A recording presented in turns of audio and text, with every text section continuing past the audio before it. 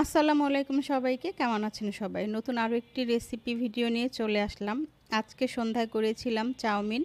আর এটা আমার গাছের বরবটি দিয়ে। আমার গাছে ২ টা বরবটি হয়েছে প্রথমে, অনেক বড় হয়েছে সাইজে।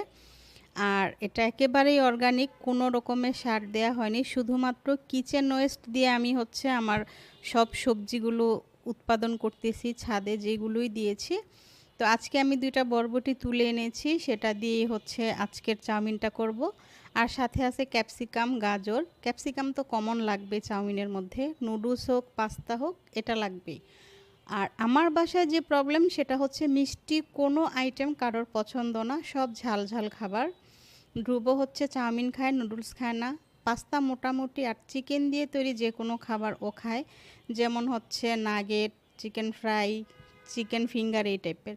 তো আমি গাজর আর ক্যাপসিকাম, বরবটি কেটে নিচ্ছি, পেঁয়াজ কেটে নিচ্ছি। আমি এখানে দেশি পেঁয়াজটা ব্যবহার করছি, একটু বড় সাইজেরটা। আর এদিকে আমি সবজিগুলো কেটে নিতে নিতে ওইদিকে আমি চুলায় চাউমিনটা সিদ্ধ বসিয়ে দিয়েছি। আর চাউমিনটা এখন নামিয়ে আমি একটা স্ট্রেনারে রেখে দিয়েছি। এইদিকে আমি 2টা ডিম ভেঙে, ডিমটাকে ভেজে তার উপরে দিয়ে দিলাম কাঁচামরিচ কুচি, পেঁয়াজ কুচি। আর এই কাঁচামরিচ পেঁয়াজের ওপর এখন দিয়ে দিয়েছি ক্যাপসিকাম। তো ক্যাপসিকামটা একটু ভাজা করে তারপর আমি এখানে দিয়ে দিচ্ছি চিকেন পাউডার। চিকেন পাউডারটা আমি 2 চা চামচ দিয়েছি এখানে। আমি পাস্তা, চাউমিন এই টাইপের যাই রান্না করি না কেন, ফ্রাইড রাইস, চিকেন পাউডারটা দিই। এটা দিলে ধ্রুব খুব পছন্দ করে, আমাদেরও খেতে ভালো লাগে। আর এই যে গাজর, বরবটি, চাউমিনটা সিদ্ধ করে রেখেছিলাম, সেটা এখন দিয়ে আমি ভালো করে নেড়ে একটু ভাজা ভাজা করে নিব। আর এখানে আমি অ্যাড করব সস।